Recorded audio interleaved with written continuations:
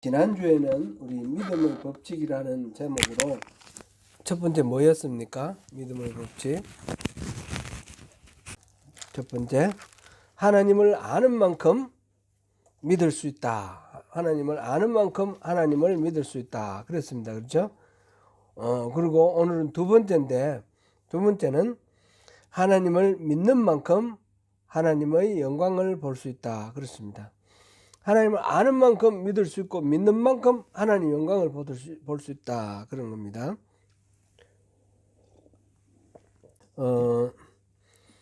오늘 명제를 살펴보기 위해서 우리 요한복음 11장 38절에서 44절까지 읽었습니다.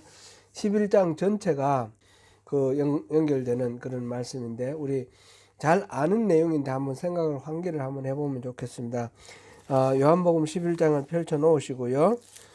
펴놓으시고 그 다음에 한번 생각하면 좋겠습니다.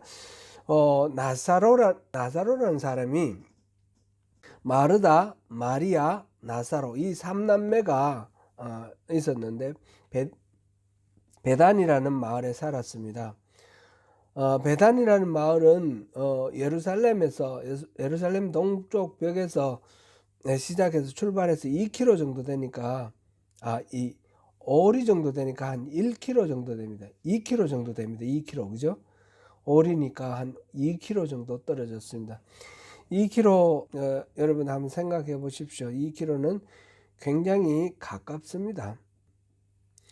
예루살렘에서 베다니까지 그 올리브산 감람산 기슭에 이 예루살렘에서 올라오면 감람산 이 고개를 넘어서면 그쪽에 베단이라는 동네와 벳바게라는 동네가 있죠. 근데 이제 예수님께서 이 공생애를 시작하시면서 그전에부터 알았던지 어땠는지 모르겠는데 아마 공생애 기간 동안 예루살렘을 방문하실 때 예루살렘 어디 주로 이제 명절 때 가면 여관이나 이런 데서 이렇게 요즘처럼 호텔이 많이 발달돼 있다든지 그런 게 아니니까 이제 주로 이제 연고가 있는 사람 집에서 이렇게 머물고 하는데 예수님은 베다니에 이 나사로의 집에 주로 머문 것 같아요. 나사로의 아버지가 아마 시몬인 것 같고 예수님이 공생의 기간 동안 계속해서 그렇게 하신 것 같고 그래서 마르다와 마리아, 나사로 예수님과 굉장히 친밀한 그런 사람입니다. 근데 나사로가 병들어 죽게 되었습니다. 사람을 보내어서 예수님께 사랑하시는 자가 병이 들었습니다. 이 말은 와서 고쳐주십시오. 예수님이 병 고치시는 그런 장면들이 많이 있었으니까 와서 고쳐주십시오. 그런 부탁이죠. 그런데 예수님은 이 병은 죽을 병이 아니라 하나님의 영광을 위함이요 하나님의 아들이 이로 말미암아 영광을 받게 하려 합니다. 이렇게 말씀을 하시면서 계시는 그곳에서 한 이틀을 더 유했다 그랬습니다. 예수님이 계신 곳은 요단강 그 세례받던 자리 그리고 그 동쪽 요단강 동쪽에 그 데가볼리라 그래서 10개의 도시가 신도시가 세워지고 그런 지역을 다니시면서 복음을 전하셨습니다. 그곳에서 이 예루살렘까지 오는데도 금방 올 수 있는 게 아니고 한 2-3일 걸리는데 바로 오시지 않고 이틀을 더 머물렀다가 이제 우리가 유대로 다시 가자 이런 말씀을 하셔요. 유대로 다시 가자 그랬더니 그 제자들이 굉장히 두려워합니다. 그 가면 또 위험을 또 이렇게 무릅써야 되는데 어떻게 합니까? 지금 유대로 가자 하는 데 대해서 이 8절 제자들이 말하되 랍비여 방금도 유대인들이 돌로 치려 하였는데 또 그리로 가시려 하나이까? 이런 말이 있죠. 이거는 10장 22절부터 기록된 내용과 연관이 되어 있는데 수전절 때 예수님께서 그 유대인들과 시비가 걸렸습니다. 시비가 걸렸는데 예수님이 이제 하나님의 아들이라고 직접 말씀을 하셔요. 보니까 25절에 10장 25절에 내 아버지의 이름으로 행하는 일들이 나를 증거하는 것이다, 이렇게도 말씀하셨고 30절에 보니까 나와 아버지는 하나이다. 유대인들은 이런 이야기를 듣고 아주 분노를 했습니다. 그리고 신성모독이다 그러면서 스스로 네가 뭔데 하나님을 자칭 하나님이라 하느냐, 그렇게 공격해 옵니다. 예수님께서는 성경에 보니까 내가 너희를 신이라 하였노라, 하나님께서 인간에게 그렇게까지 말씀을 하셨는데, 성경에 나오는 이야기인데 내가 하나님의 아들이라는 게 무슨 잘못이 있냐, 그러면서 아버지께서 거룩하게 하사 세상에 보내신 자가 나는 하나님의 아들이다 하는 것, 이게 무슨 문제가 있느냐, 그게 36절 말씀이죠. 이렇게 그 신성모독이라고 해서 사람들이 예수님이 이렇게 말씀하시는 것에 대해서 참지 않고 돌로 이제 쳐 죽이려고 하니까 예수님이 피신을 한 겁니다. 피신을 하고 예루살렘에서 떠나서 요단강 동쪽에 가서 복음을 계속 전했는데, 지금 베다니에서 나사로가 죽게 됐다 그러니까 이제 다시 베다니로 가자 그러니까 제자들이 돌로 치려고 했는데 또 가서 그 위험을 무릅써야 됩니까? 그런 식으로 만류를 하는 거죠. 그런데 예수님께서 이제 나사로가 잠들었다, 우리가 깨우러 가자, 그래 갑니다. 드디어 베다니 도착했더니 무덤에 묻힌 지 이미 나흘이나 됐답니다. 죽어가지고 나사로가 죽고 마르다가 나와서 마중을 하는데 마리아는 나오지 않았다 그랬습니다. 20절에 보니까 마리아는 집에 앉았더라. 이거 아마 서운해서 그런 것 같아요. 여기 다른 표현은 없지만, 설명은 없지만 예수님하고 그렇게 친밀하고, 이 마리아가 예수님을 이렇게 향유 옥합을 깨뜨려 가지고 머리털로 이렇게 씻어준 그 마리아입니다. 그런데 예수님이 오시는 거를 소리 듣고도 나오지 않는다라는 것은 굉장히 서운하고 섭섭했다라는 이야기죠. 자기 오라비가 죽게 되었다는 이야기를 미리 심부름꾼을 보내서 알려드렸는데 예수님께서 금방 오시지 않고 시간을 끌다가 그렇게 늦게 와가지고 이미 죽어가지고 이제 무덤에 장사 지내놨는데 무슨 빨리 오지 왜 지금 와서 이러시냐, 이런 이제 항의 그런 의미로 나와보지도 않고 있는 겁니다.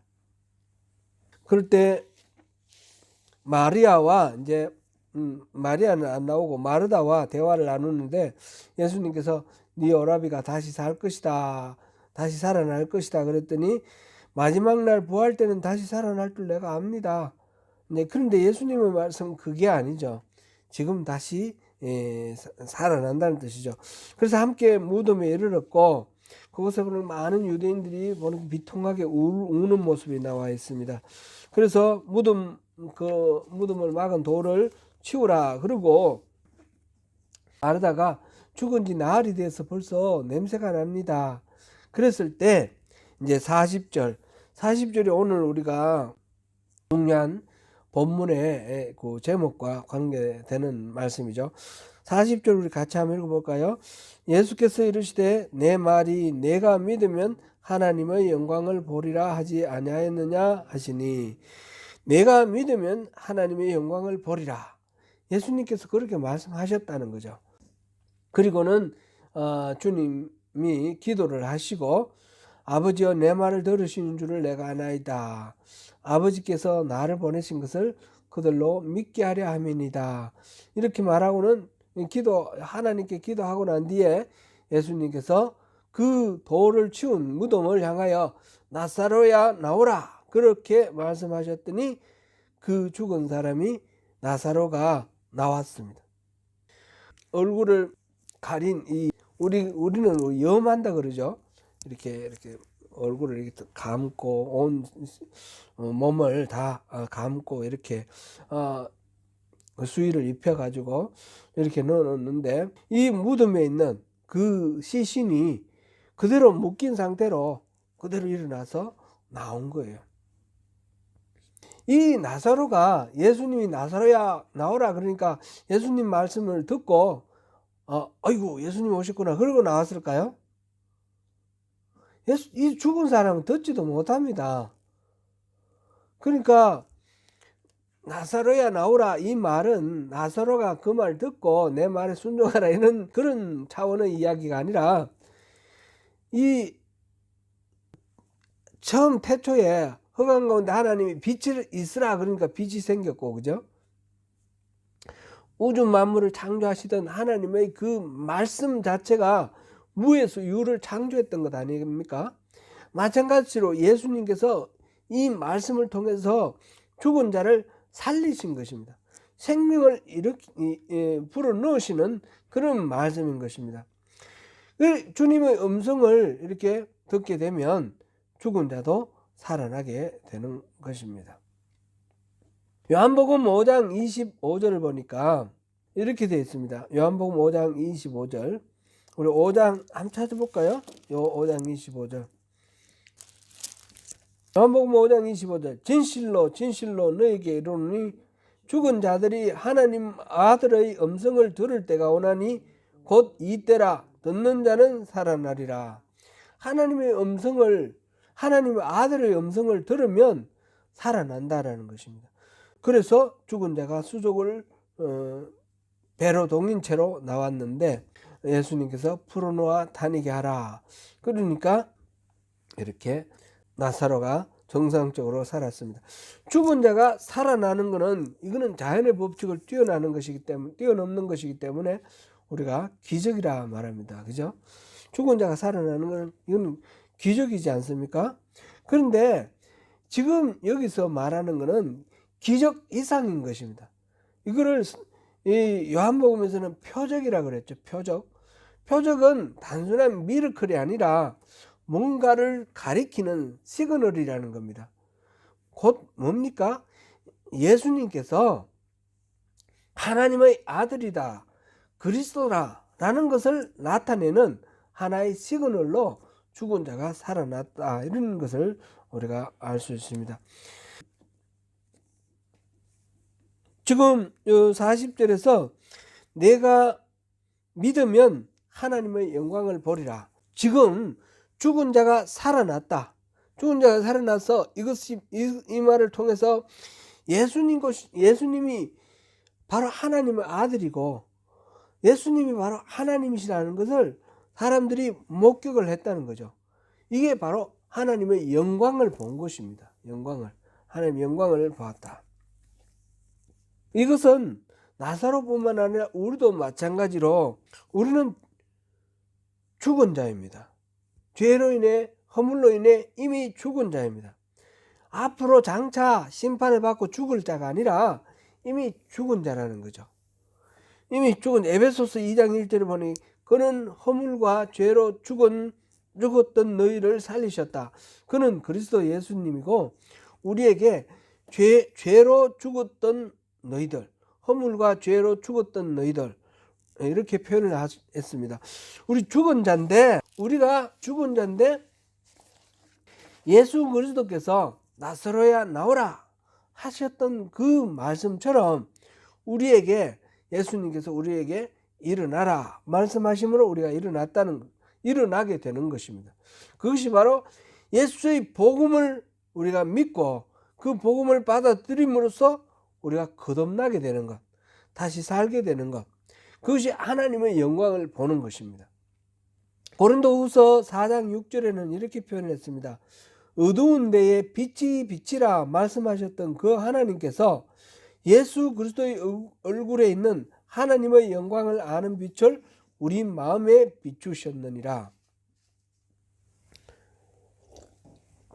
하나님, 빛이 있으라 말씀하셨던 그 하나님이 지금 예수 그리스도의 얼굴에 있는 하나님의 영광, 예수님의 얼굴에 하나님의 영광이 있는데 그것을 아는 빛을 우리 마음에 비춰주셨다는 겁니다. 그리고 우리가 그 하나님이 비춰주시는 이 빛을 우리가 받으니까 그리스도 얼굴에 있는 그 하나님의 영광을 볼 수 있게 되었고, 이게 빛이 있으라 함으로써 빛이 창조된 것처럼 그 하나님의 얼굴을 예수님에게서 보는 것 자체가 우리가 다시 살아나는 것, 그것이 되는 겁니다. 죄인들의 영혼 안에서 똑같은 현상이 일어나는 거죠. 바로 마귀의 미혹으로 혼돈하고 공허한 그 영혼, 빛이 있으라 하니까 어둠의 영혼에 빛이 비추었고 영혼이 살아났습니다.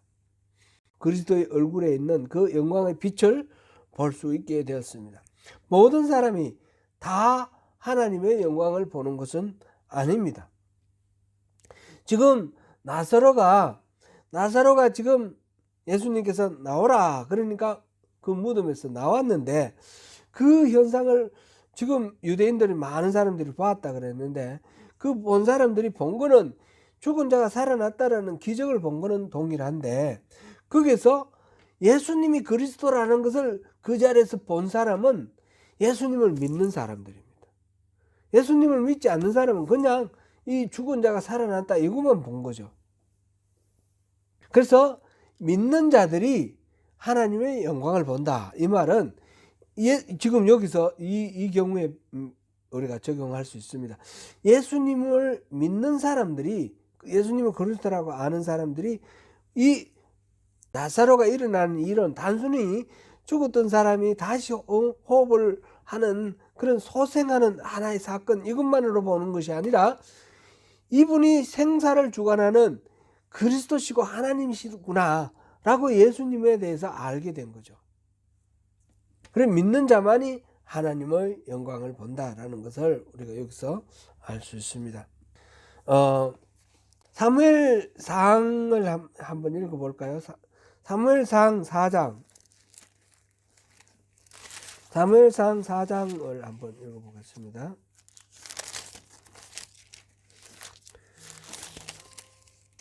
이것도 우리가 잘 아는 내용인데,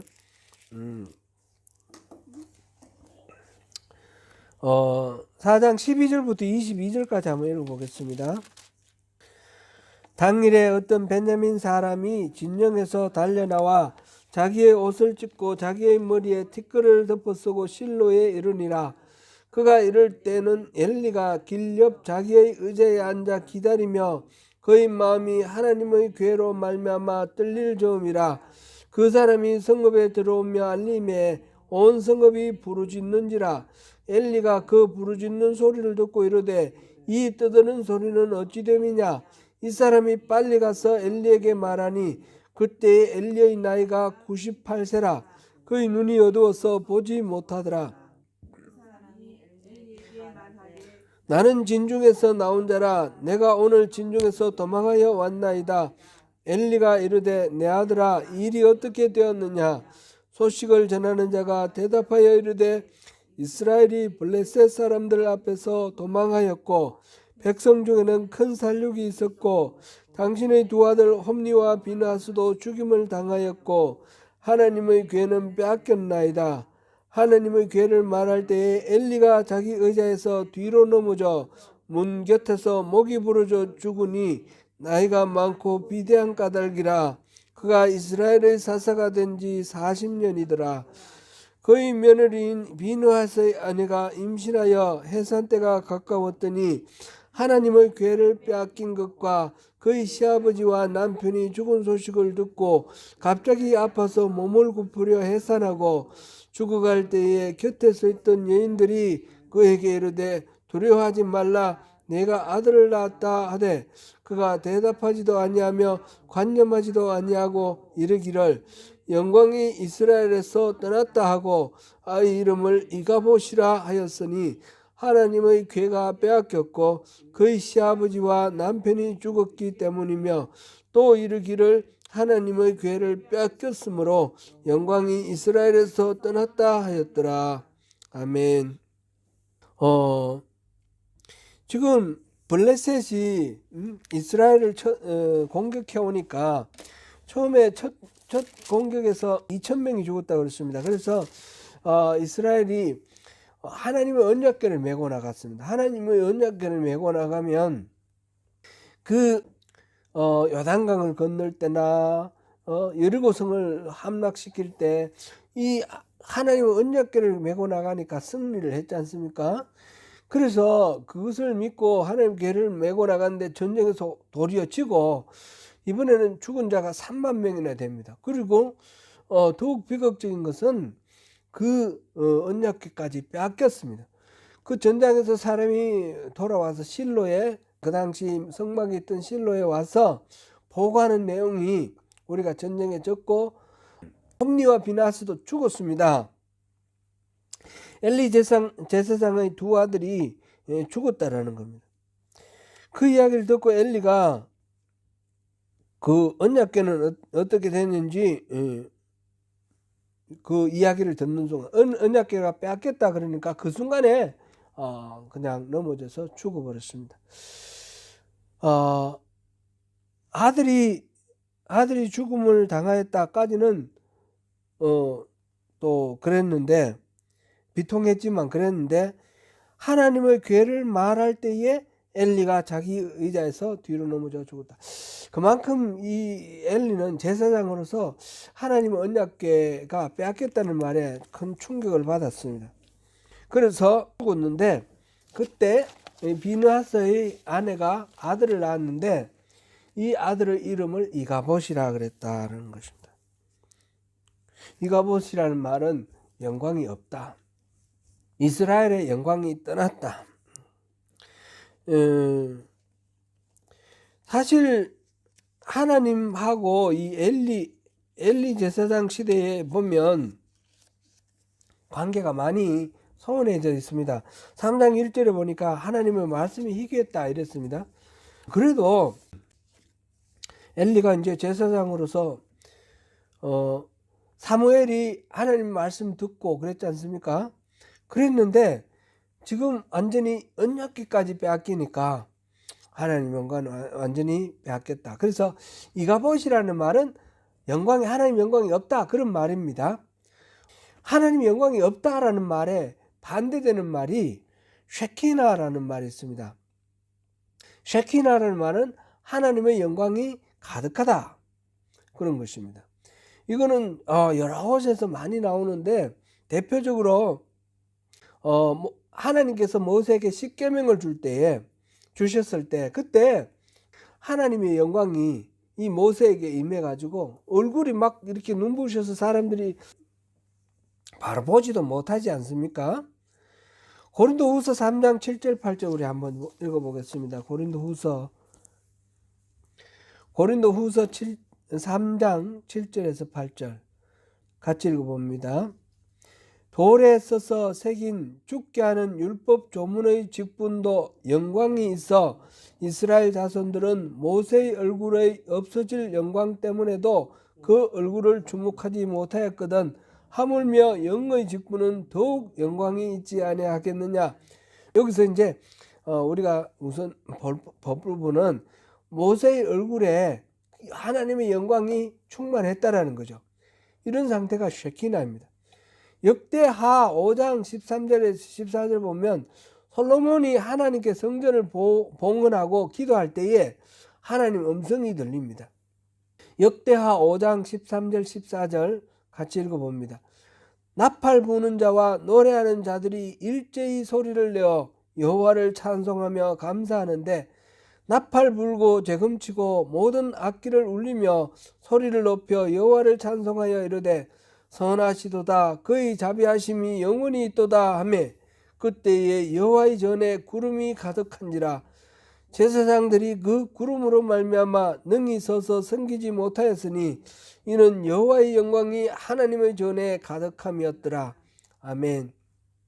모세가 성막을 지었을 때도 성막 안에 구름이 가득하고 하나님의 영광이 충만했다 그랬습니다. 그게 쉐키나입니다. 쉐키나. 하나님의 영광이 가득한 것. 솔로몬이 성전을 만들어 건축하고 봉헌할 때도 구름이 가득한 하나님의 영광이 그 하나님 전에 충만한 그런 상태입니다. 이런 식으로 하나님의 영광이 하나님 자신이 그곳에 임재했다라는 것을 하나님의 영광이 충만했다 이렇게 했고 쉐키나라고 그렇게 말합니다. 신약에도 보면 하나님 영광이 충만한 장면이 여러 군데 나오는데 대표적으로 하나님이 직접 말씀하시는 하나님 음성이 들리는 그런 장면이 나오죠. 예수님이 세례 받을 때, 또 변화산에서 또 이렇게 모세와 엘리야와 예수님이 만나 가지고 예수님의 그 별세에 관해서 십자가를 지시고 죽으시는 그 사건에 관해서 의논하실 때에, 그럴 때에 하나님이 그곳에 임재하셔서 너무너무 휘황찬란한 그런 광경이 나타납니다. 그렇게 하나님의 그 음성이 들리는 사건이 하나가 돼 있는데, 요한복음 12장 우리 한번 보겠습니다. 요한복음 12장 27절에서 33절 보겠습니다. 27절에서 33절 같이 읽습니다. 지금 내 마음이 괴로우니 무슨 말을 하리요? 아버지여, 나를 구원하여 이때를 면하게 하여 주옵소서. 그러나 내가 이를 위하여 이때에 왔나이다. 아버지여, 아버지의 이름을 영광스럽게 하옵소서 하시니, 이에 하늘에서 소리가 나서 이르되, 내가 이미 영광스럽게 하였고 또다시 영광스럽게 하리라 하시니, 곁에 서서 들은 무리는 천둥이 울었다고도 하며 또 어떤 이들은 천사가 그에게 말하였다고도 하니, 예수께서 대답하여 이르시되, 이 소리가 난 것은 나를 위한 것이 아니요 너희를 위한 것이니라. 이제 이 세상에 대한 심판이 이르렀으니 이 세상의 임금이 쫓겨나리라. 내가 땅에서 들리면 모든 사람을 내게로 이끌겠노라 하시니, 이렇게 말씀하시면 자기가 어떠한 죽음으로 죽을 것을 보이심이로라. 이에 무리가 대답하되, 우리는 율법에서 그리스도가 영원히 계신다함을 들었거늘 너는 어찌하여 인자가 들려야 하리라 하느냐? 이 인자는 누구냐? 아멘. 거기까지 보겠습니다. 30. 지금 명절에 예배하러 올라온 사람 중에 헬라인 몇이 있었는데, 이제 안드레를 통해서 예수님을 만났습니다. 그래서 그 상황 속에서 예수님이 하시는 말씀이, 인자가 영광을 얻을 때가 왔도다. 지금 23절입니다. 그렇게 말했습니다. 그러고 난 뒤에 미랄이 한 알이 떨어져 죽지 않으면 열매를 맺지 못하고 죽을 때, 썩어서 죽을 때 많은 결실을 맺는다. 이런 말씀 쭉 하시면서 아버지께 막 기도하고 있는데, 그럴 때 하늘에서 소리가 났습니다. 하나님, 지금 예수님이 아버지여, 아버지의 이름을 영광스럽게 하옵소서 이렇게 기도를 하는 순간 하늘에서 소리가 났습니다. 내가 이미 영광스럽게 하였고 또다시 영광스럽게 하리라.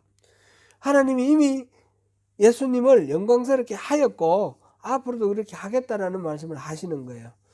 지금 바로 앞에 11장에서 나사로가 살아나는 그 광경 속에서 이미 하나님이 영광스럽게 하셨죠.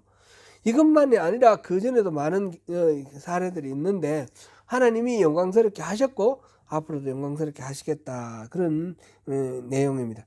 그런데 곁에 서서 들은 무리는 천둥이 울었다고도 하며 또 어떤 이들은 천사가 그에게 말하였다고도 하니, 지금 하나님이 하시는 말씀을 옆에 곁에 있던 사람을 알아들었습니까? 못 알아들었습니까? 못 알아들은 거죠. 그죠? 천둥 소리라고도 그러고 천사가 뭐라고 말하는 것 같다 이렇게도 말하고.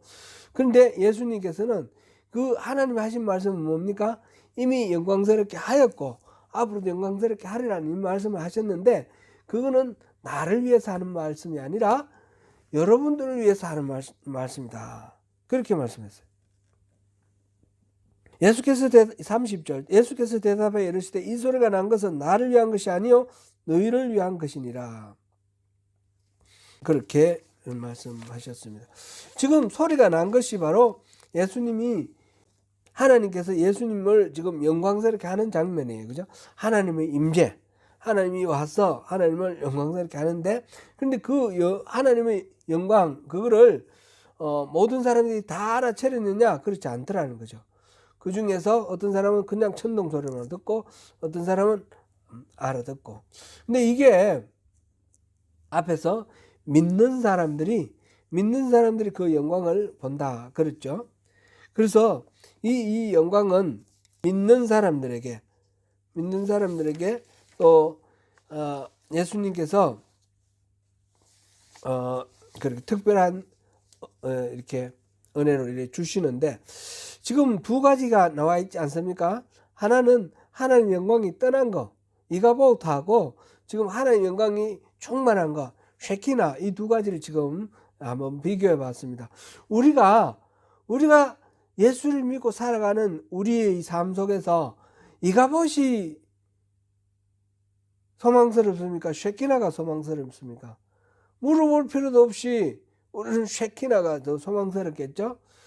우리에게 이가봇이 하나님 영광이 있다가 떠나간 엘리 제사장 같은 그런 이가봇이 아니라 예수님과 함께 할 때에 그곳에 임한 그 임재하시는 하나님 영광이 충만하면 좋겠어요. 그거는 우리 모두가, 저나 여러분이나 의심할 바 없이 바라는 바입니다. 어떻게 하면 그렇게 됩니까? 믿는 자에게 그 영광이 있다고 그랬습니다. 우리가 더 큰 믿음으로, 우리가 하나님을 알면 알수록 믿음이 더 커지고, 우리가 믿으면 믿을수록 하나님의 영광이 더욱 우리에게 분명하게 보인다는 겁니다.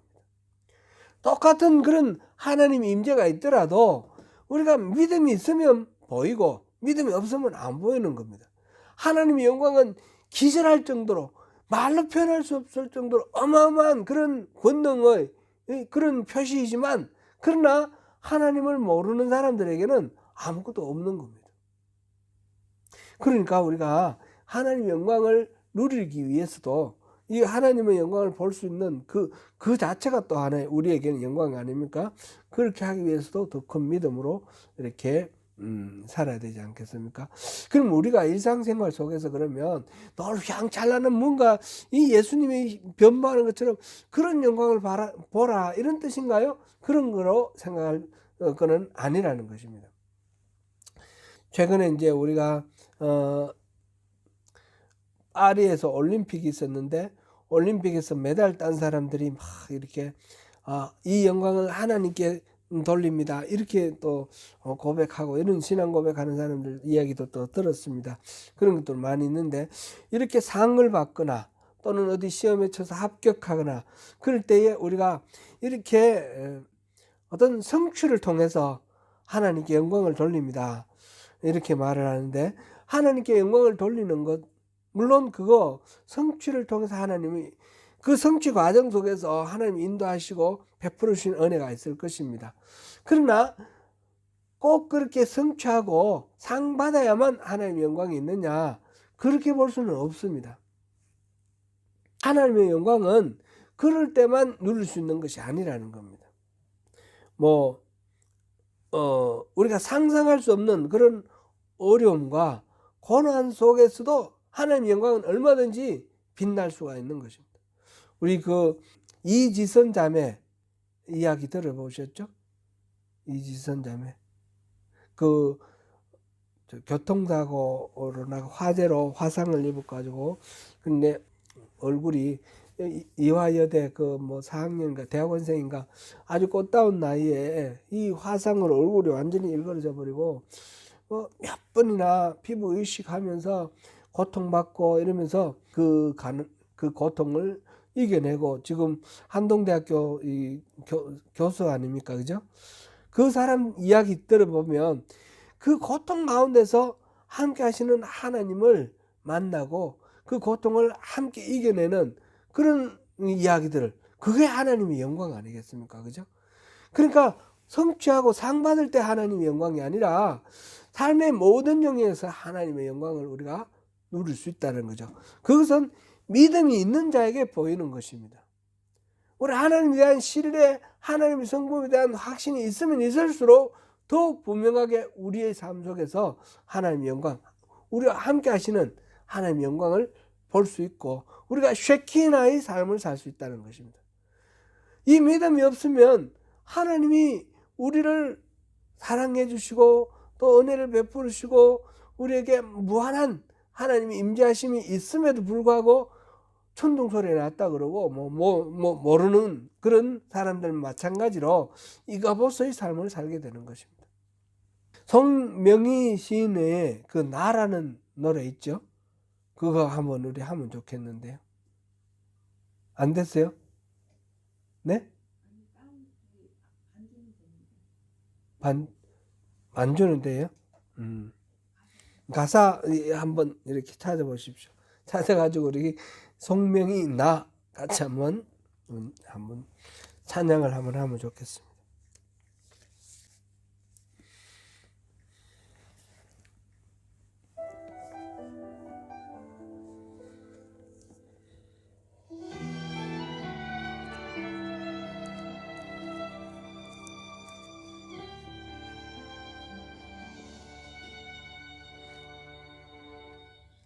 나 가진 재물 없으나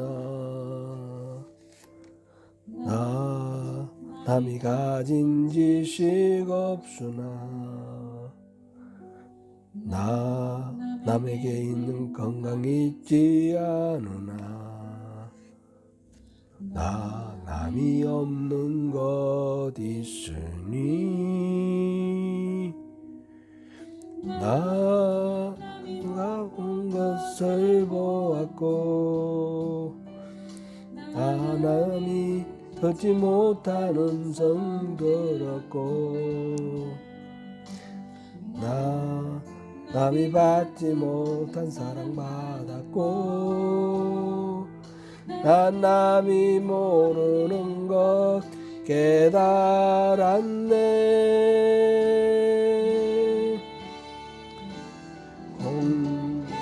공하신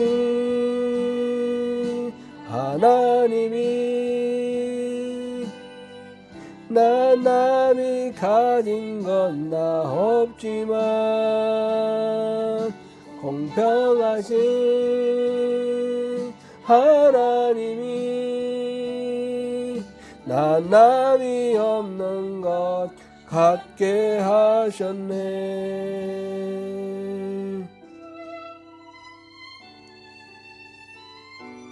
거기까지 하겠습니다.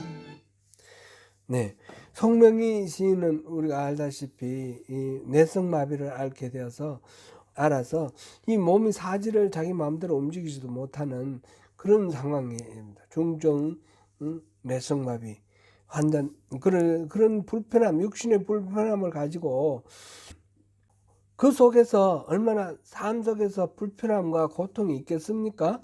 그러나 그 악조건 가운데서 하나님께서 자기에게 베푸신 은혜를 발견한 겁니다.